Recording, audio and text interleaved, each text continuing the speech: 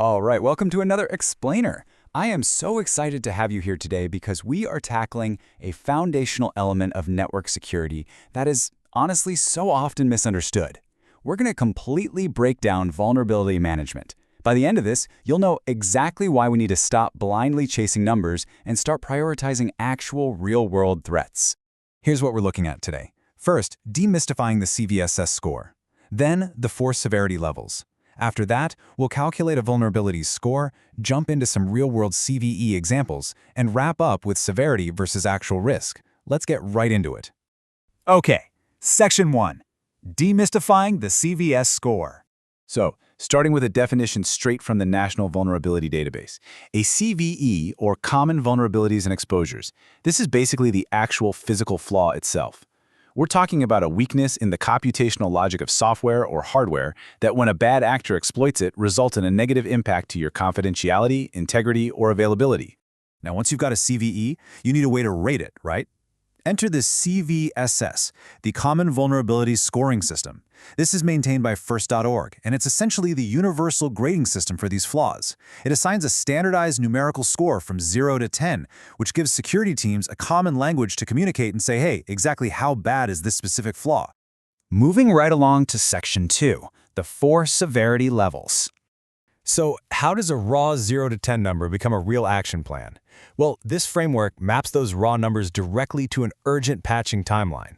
If you're looking at a critical severity, meaning a score between 9.0 and 10.0, your patching timeline is literally measured in hours. You need immediate alerting and an active hunt. Compare that to a low severity, scoring between 0.1 and 3.9. That can totally wait for your next routine maintenance cycle. It takes a simple number and turns it into an operational timeline. Let's zoom in on the absolute worst-case scenario. A critical vulnerability means there is zero barrier between an attacker on the internet and total system compromise. We're talking remote compromise with little or no effort. The attacker doesn't need to steal a password, they don't need to trick a user into clicking a link, they just send a request and instantly gain full system control. Think unauthenticated remote code execution. It is an all-hands-on-deck emergency. But as we step down the ladder, the whole dynamic changes. The lower the severity, the more hurdles an attacker actually has to jump over. A high severity, between 7.0 and 8.9, is still devastating, but it requires conditions, like they already have valid credentials or local network access. A medium severity, sitting at 4.0 to 6.9, requires multiple conditions. Maybe they have to trick a user into clicking a phishing link first. And a low severity? That usually involves highly restrictive conditions and often just leads to some minor information disclosure rather than full control. All right, Section 3. Calculating a vulnerability score. So, how exactly does the math work? The calculation actually splits into 2 distinct halves: exploitability versus impact. The system doesn't just ask, how bad is this? It asks 2 separate things. First, exploitability.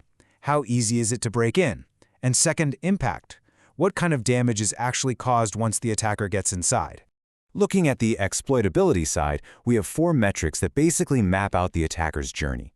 Attack vector evaluates if this can be done fully automated over the network or if the attacker literally needs physical access to touch the device. Attack complexity measures if they need some special lucky conditions to pull it off. Privileges required checks if they need admin rights, and user interaction checks if they need to trick a victim into making a mistake. Flipping over to the impact metrics. This is all about the damage potential. Scope is super interesting. It checks if a flaw in one application lets the attacker break out and mess with the underlying operating system. Then you've got the classic triad. Confidentiality? Can they steal sensitive data? Integrity? Can they modify or delete files? And availability? Can they trigger a total denial of service and rip your systems offline? The math formula combines all of this and spits out your final score.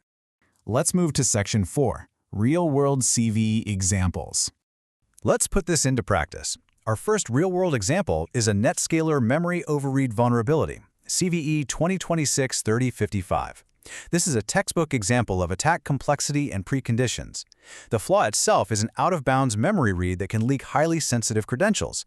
But there is a huge catch. The appliance must be explicitly configured as a SAML identity provider. If it's not configured that way, the attacker simply can't reach the vulnerability. Because of how severe this is, the Center for Internet Security laid out some specific safeguards to immediately block the exploit path. Obviously, update the software immediately. That covers safeguards 7.1, 7.2, and 7.4. But they also really emphasize establishing secure network segmentation so the device isn't directly exposed.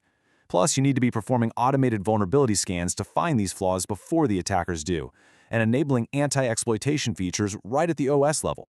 Okay, this next one is absolutely fascinating. It's a Hugging Face race condition CVE 2026-45804. This is a high-severity, time-of-check, time-of-use flaw in their diffusers library. Basically, the system validates a piece of code to make sure it's safe, but because of a tiny timing window, an attacker can swap out that safe code for malicious Python code right after the check happens. That lets it slip right into a cache folder and execute. It's a super complex exploit, but with a massive impact.